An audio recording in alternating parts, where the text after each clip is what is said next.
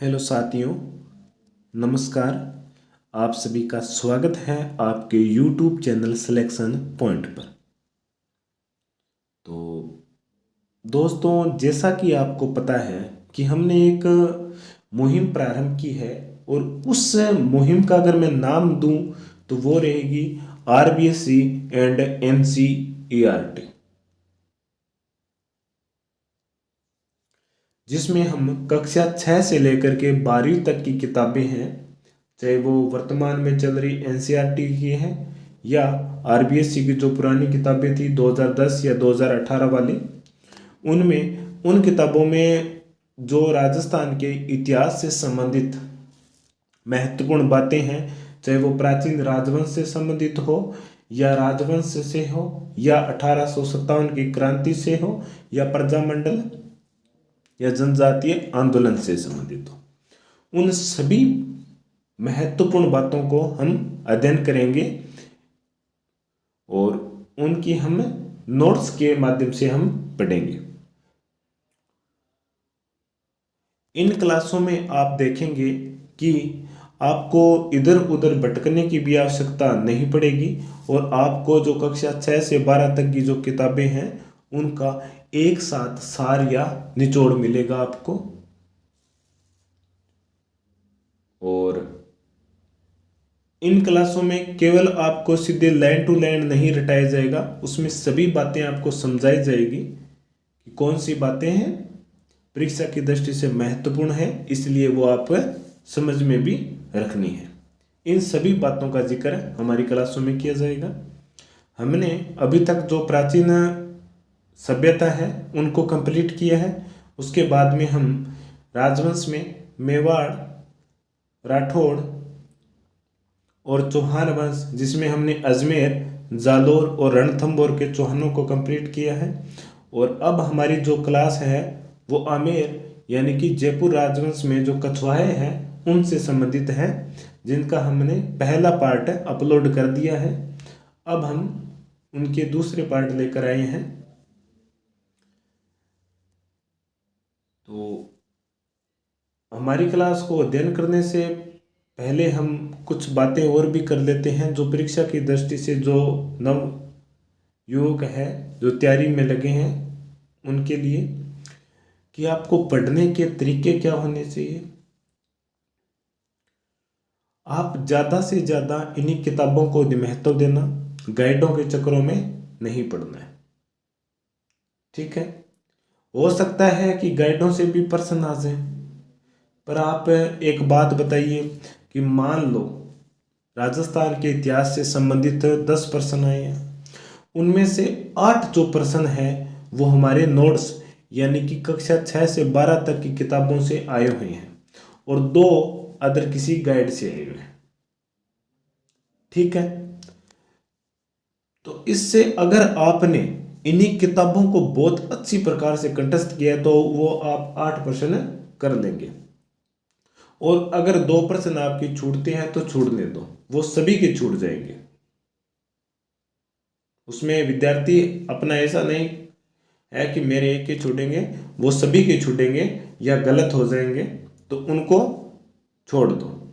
8 प्रश्न अगर आपके सही हो रहे हैं यानी कि 80% आपके नंबर बन रहे हैं तो आपका सिलेक्शन श्योर है, उसमें कोई भी नहीं रोक सकता।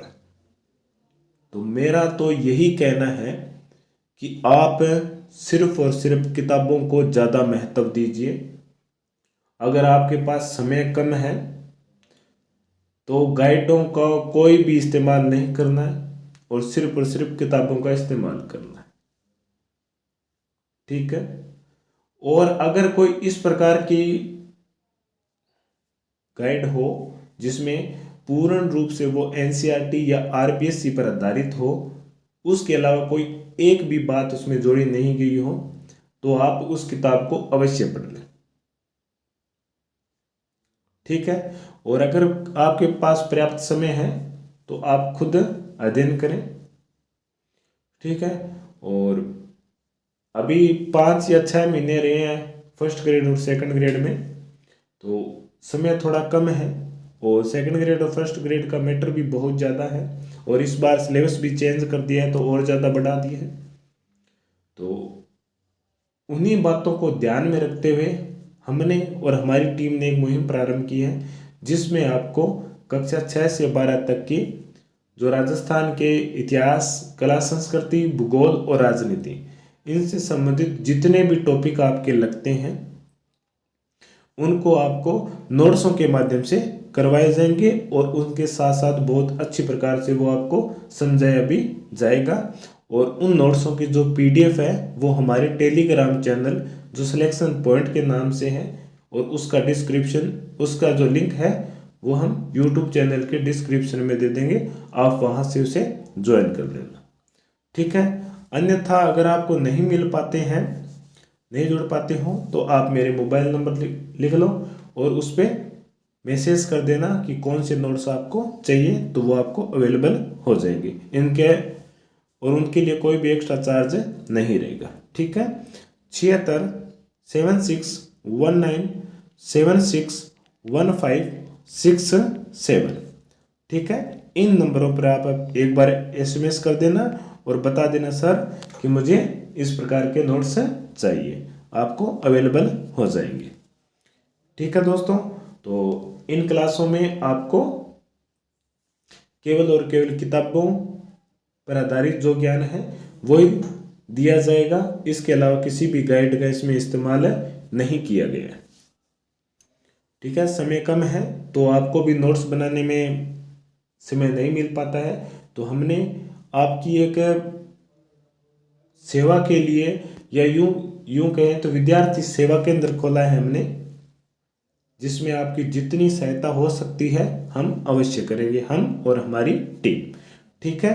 तो चलिए हम हमारी क्लास को प्रारंभ करते हैं। हमने आमेर राजवंश इतिहास और संस्कृति से संबंधित हमारी क्लास है, और हमने जो हमारी पहली क्लास थी आमेर के राजवंश में, उसमें हमने आमेर के राजवंशों की उत्पत्ति और उनके प्रारंभिक शासकों, मुगलों से उनके संबंध, मान सिंह इत्यादि के बारे में बहुत विस्तार से अध्ययन किया था। अब हम उनके आगे के जो शासक हैं उन पर अध्ययन करते हैं।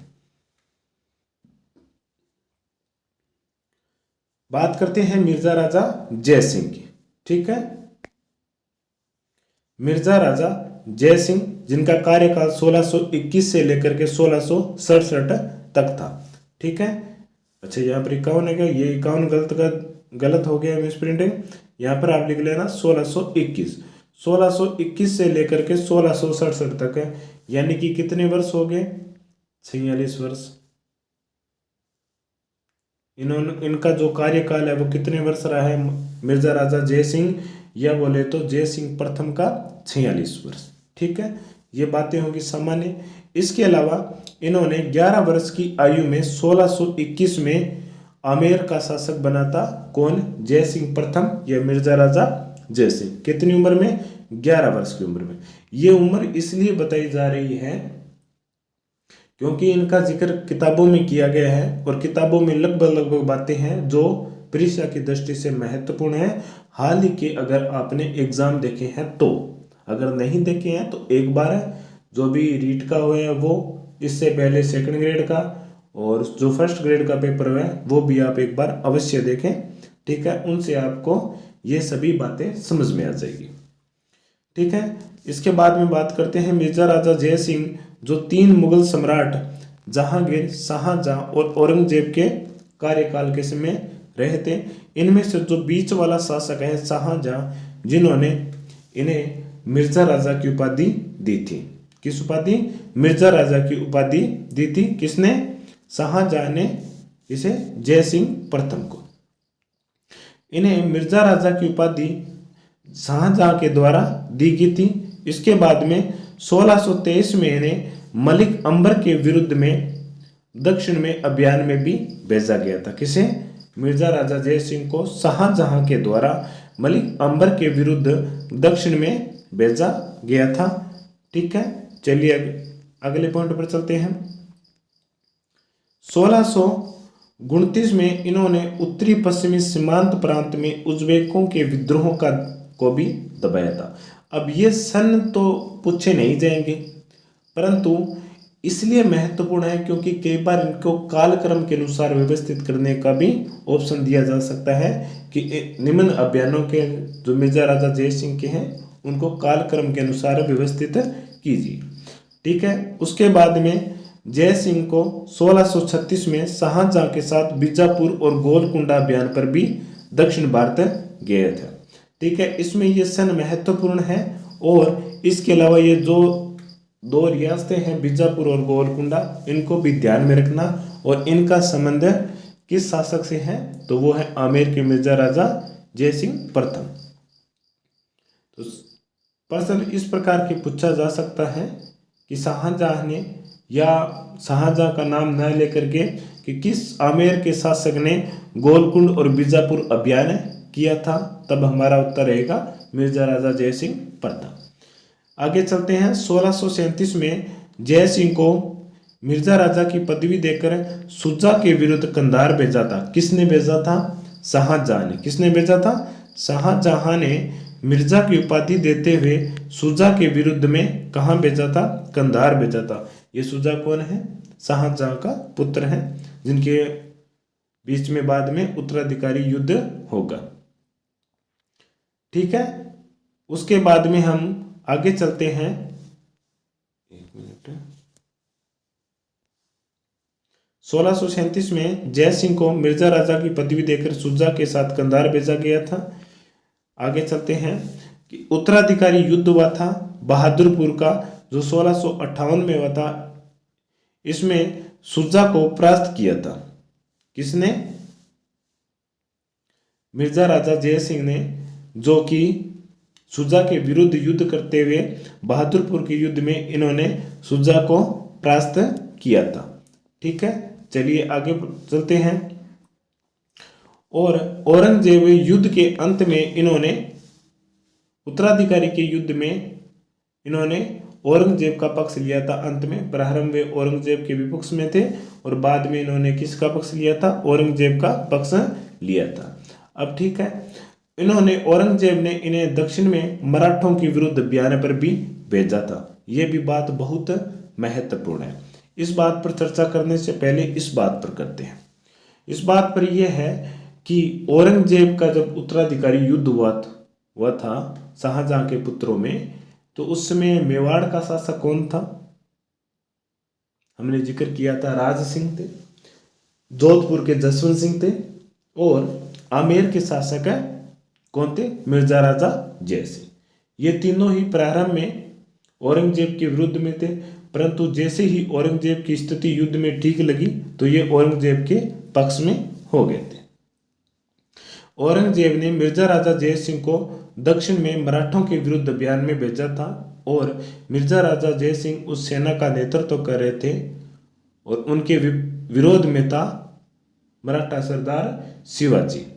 तो इन्होंने प्लान किया, क्या किया कि हम शिवाजी को गोल घेरे में घेर लेंगे, जिसे वर्त के केंद्र की तरह। ठीक है। तो जय सिंह ने शिवाजी के विरुद्ध अभियान पर जाते समय कहा था कि हम शिवा को वर्त के केंद्र की तरह घेर लेंगे, और जय सिंह ने अंत में शिवाजी को अकेला कर दिया था और पुरंदर को जीतने में भी सफलता प्राप्त की थी। पुरंदर को जीतने में किसने सफलता प्राप्त की थी? मिर्जा राजा जय सिंह या जय सिंह प्रथम ने। इसके बाद में जय सिंह और शिवाजी के बीच में 1665 में पुरंदर की संधि भी हुई थी और इस संधि में वो शिवाजी को आगरा दरबार में भी लेकर आए थे मुगल सम्राट के सामने। ठीक है। चलिए आगे चलते हैं। आगे देखेंगे कि महान कवि बिहारी मिर्जा राजा जय सिंह का आश्रित कवि था और बिहारी ने ही बिहारी सतसई नामक ग्रंथ की रचना की थी। ठीक है। तो ये है मिर्जा राजा जय सिंह के बारे में ऐतिहासिक घटनाएं, और इसके अलावा सांस्कृतिक और साहित्य के क्षेत्र में उनके समय में क्या योगदान रहे थे। ठीक है। हमने सबसे पहले ये उन बातों पर जिक्र किया कि मिर्जा राजा जय सिंह कब शासक बने थे, 1621 से 1667 के बीच में, और इनका जो राजकाल है वो 46 वर्ष रहा था। और इन्होंने 3 मुगल सम्राट, जिसमें जहांगीर, शाहजहां और औरंगजेब की सेवा में रहने का अवसर प्राप्त किया था। इसके अलावा इन्होंने मिर्जा राजा की उपाधि भी प्रदान की गई थी। शाहजहां के द्वारा कब प्रदान की गई थी? 1637 में। 1623 में इन्होंने मलिक अंबर के विरुद्ध में दक्षिण भेजा गया। 1629 में इन्हें सीमांत में उज्बेकों के विद्रोह को दबाया गया और 1636 में शाहजहां ने इसे बीजापुर और गोलकुंडा में भेजा था। 1637 में इन्हें सुजा के विरुद्ध भेजा गया था और बहादुरपुर के युद्ध में इन्होंने सुजा को परास्त भी किया था। ठीक है। और उसके बाद में जब औरंगजेब शासक बना था तो औरंगजेब ने जय सिंह को मराठों के विरुद्ध दक्षिण में भी भेजा था और वहां पर मिर्जा राजा जय सिंह ने सफलता भी प्राप्त की थी और शिवाजी को संधि करने पर भी मजबूर किया था। ठीक है। और बिहार की कवि बिहारी भी इनके दरबारी थे जिन्होंने बिहारी सत्संग नामक ग्रंथ की रचना की थी। मिर्जा राजा जय सिंह प्रथम के बाद में राम सिंह प्रथम 1667 से लेकर के 1682 तक आमेर के शासक रहे थे। इतिहास में इनके बारे में ज़्यादा महत्वपूर्ण और बातें नहीं हैं। अगर क्रम पूछा जाए तो राम सिंह, मिर्जा राजा जय सिंह और स्वाई जय सिंह के बीच में राम सिंह प्रथम भी शासक रहे हैं। ठीक है। अब हम बात करते हैं स्वाई जय सिंह के बारे में। इनका कार्यकाल 1700 से लेकर के 1743 तक रहे और इनके जो शासन काल में है 7 मुगल शासक हुए हैं। जैसे जय सिंह प्रथम के काल में 3 मुगल शासक रहे थे ना, उसी प्रकार जय सिंह के शासन काल में 7 मुगल शासक रहे हैं। इनका जन्म 3 दिसंबर 1688 को हुआ था। कब हुआ था? 3 दिसंबर 1688 में हुआ था। औरंगजेब है जिन्होंने इन्हें स्वाई जय सिंह के नाम की उपाधि दी थी और उसके बाद में जो आमेर के शासक थे कछवाए, उनके नाम के आगे स्वाई लगना प्रारंभ हो गया था।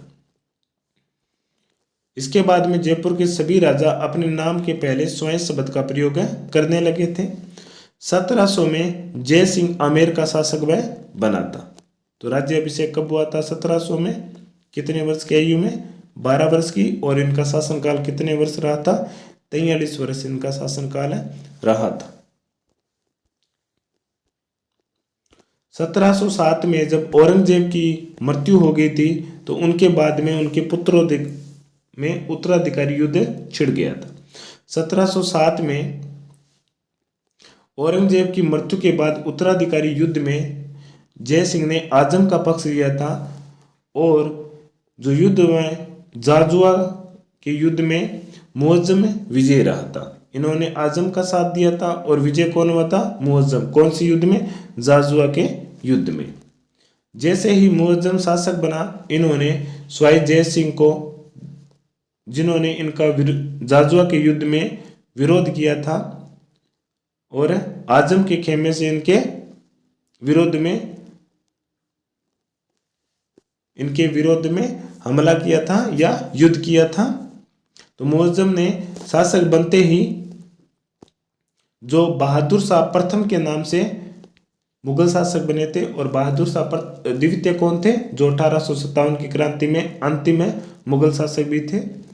ठीक है। मुअज्जम जो बहादुर शाह प्रथम के नाम से शासक बने, इन्होंने आमेर पहुंचकर जय सिंह के भाई विजय सिंह को शासक घोषित कर दिया था और आमेर का नाम क्या रख दिया था? मोमिनाबाद। क्या रख दिया था?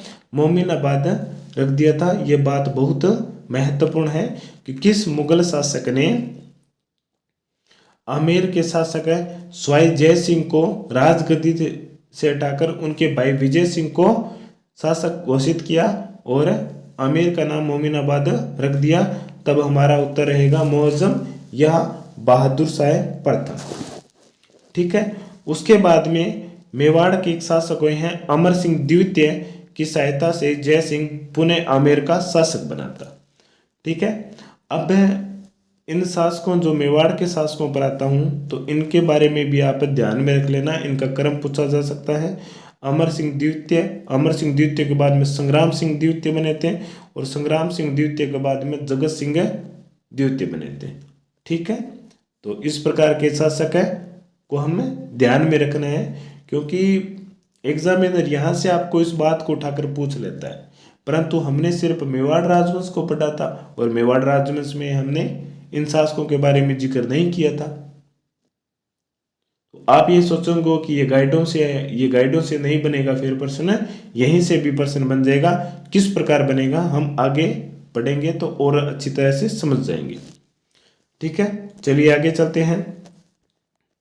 1713 में फर्रुखसियार, जो कि मुअज्जम के बाद में मुगल शासक बना था, ने जय सिंह को मालवे का सूबेदार भी नियुक्त किया था। ठीक है, मालवा का सूबेदार कब नियुक्त किया था जय सिंह को?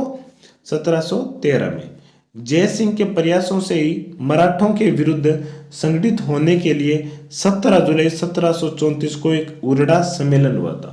उरडा नामक स्थान है, वहां पर सम्मेलन हुआ था और उस सम्मेलन में जो भाग लिया था उन्होंने 16 जुलाई को उस सम्मेलन जो हुआ था उस पर हस्ताक्षर किए थे और 17 जुलाई से वो सम्मेलन वहां पर प्रारंभ हो गया था। इस सम्मेलन के बारे में हम जो हमारी अगली क्लास रहेगी उसमें बड़े विस्तार से पढ़ेंगे। ठीक है, कि किस प्रकार मराठों का आगमन भारत में हुआ था। राजस्थान में मराठों का आगमन किस प्रकार हुआ था, उन पर हम चर्चा करेंगे। ठीक है, चलिए अगले पॉइंट पर चलते हैं हम। इस सम्मेलन की अध्यक्षता मेवाड़ के शासक संग्राम सिंह द्वितीय के हाथों में थी और उन्हें बनाया गया था इसका अध्यक्ष। परंतु अहम दिन आने से पहले यानी कि 17 जुलाई को ही संग्राम सिंह की मृत्यु हो गई थी, तो उनके निधन होने पर जगत सिंह द्वितीय को इनका अध्यक्ष बनाया गया था। ठीक है, अब ये हो गया इनका शासकों का क्रम। संग्राम सिंह द्वितीय, संग्राम सिंह के बाद में जगत सिंह और संग्राम सिंह से पहले अमर सिंह द्वितीय मेवाड़ के शासक थे। तो यहां से भी एग्जामिनर क्या करेगा, इन बातों को उठाकर आपको पूछ लेगा कि इन शासकों के क्रम को सुव्यवस्थित कीजिए।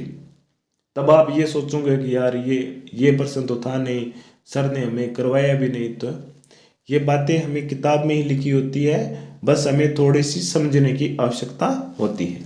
ठीक है, आगे चलते हैं। अच्छा, इस सम्मेलन के बारे में एक बात और बता देता हूं कि हुरडा सम्मेलन है वो बुलाया किसके द्वारा गया था? जय सिंह द्वितीय के द्वारा। किसके द्वारा? जय सिंह द्वितीय के द्वारा बुलवाया गया था और उसकी अध्यक्षता किसने की थी? जगत सिंह द्वितीय ने की थी। ठीक है, जय सिंह ने 1729 में बूंदी के मामले में हस्तक्षेप किया था, जिससे मराठों का राजस्थान की आंतरिक राजनीति में हस्तक्षेप का अवसर भी मिला था। ठीक है, यह राजस्थान में मराठों का पहला आवागमन था और धीरे धीरे इनका बाद में राजस्थान की जो आंतरिक राजनीति थी उनमें इनका दबदबा बढ़ता गया, हस्तक्षेप बढ़ता गया। ठीक है, राजस्थान में मराठों के आगमन के बारे में जो भी महत्वपूर्ण बातें हैं उनका भी हम अगली क्लास में अध्ययन करेंगे। आगे चलते हैं कि 1743 में जय सिंह की मृत्यु हो गई थी। कब? 1743 में। जय सिंह की मृत्यु के बाद में आमेर जयपुर का शासक था वो ईश्वर सिंह बना था। ठीक है, और उसके बाद में ईश्वर सिंह का भाई माधो सिंह बना था 1750 के बाद में। ये क्या हुआ था कि जब हमने जिक्र किया था ना आमेर के शासक, मेवाड़ के शासक अमर सिंह द्वितीय के बारे में, तो अमर सिंह द्वितीय की सहायता से जयपुर के शासक बने थे स्वयं जय सिंह पुनः। तो जिसके कारण अमर सिंह ने और जय सिंह के मध्य एक समझौता भी हुआ था कि अमर सिंह की पुत्री चांद कुंवरी का जो पुत्र रहेगा वो ही आमेर का शासक बनेगा, उत्तराधिकारी बनेगा। परंतु उससे पहले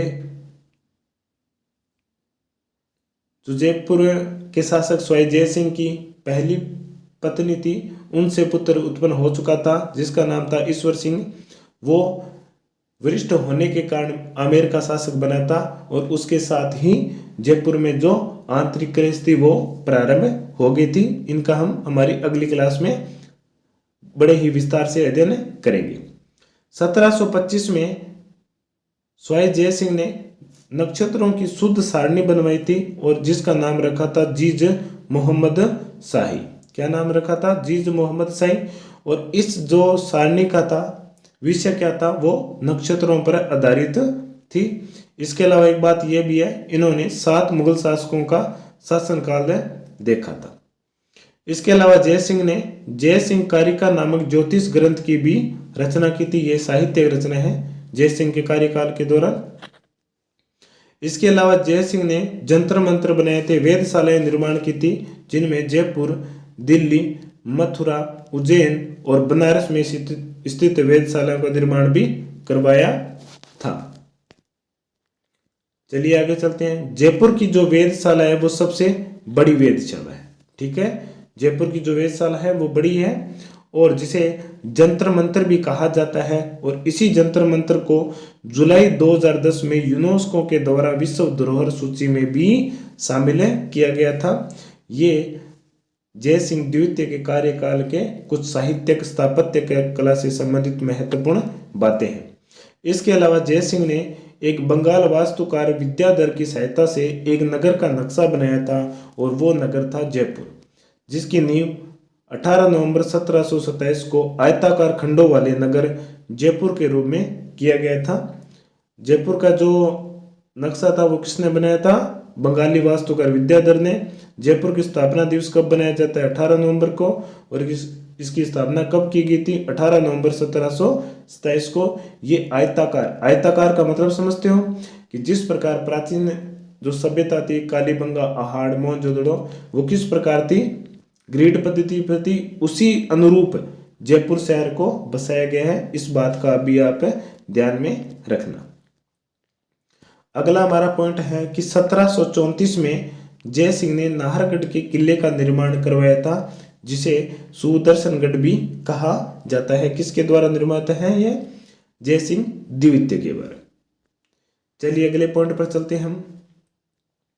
अगला हमारा पॉइंट है कि नाहरगढ़ में स्वाई माधो सिंह, जो कि जयसिंह द्वितीय के पुत्र थे, इन्होंने नाहरगढ़ में 9 पासवानों के लिए एक जैसे 9 महलों का भी निर्माण करवाया था। किसमें? नाहरगढ़ के किले में, जिसे सुदर्शनगढ़ भी कहा जाता है। किसके द्वारा करवाया गया था? स्वाई माधो सिंह के द्वारा अपनी 9 पासवानों के लिए। इसके बाद में जयसिंह ने जयगढ़ दुर्ग में भी विश्व की सबसे बड़ी तोप जयबाण का निर्माण भी करवाया था। यह जयगढ़ दुर्ग है।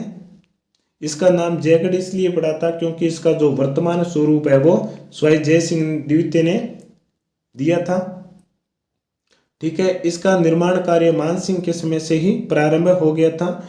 इस जयगढ़ दुर्ग के बारे में और भी मान्यता है। यहाँ पर गुप्त सुरंगें हैं। इसके अलावा इसमें तोप बनाने का कारखाना भी है। इसके अलावा यहाँ पर जलाशय की भी उचित व्यवस्था की गई है। किस किले में? जयगढ़ के किले में।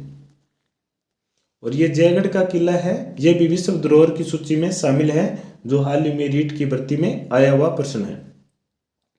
इसके अलावा जयसिंह ने चंद्र महल का निर्माण करवाया था अपनी रानी सिसोदिया, जो रानी थी चांद कुंवरी, उनके लिए। और ये सिसोदिया रानी का महल है, ये वही है अमर सिंह की पुत्री चांद कुंवरी।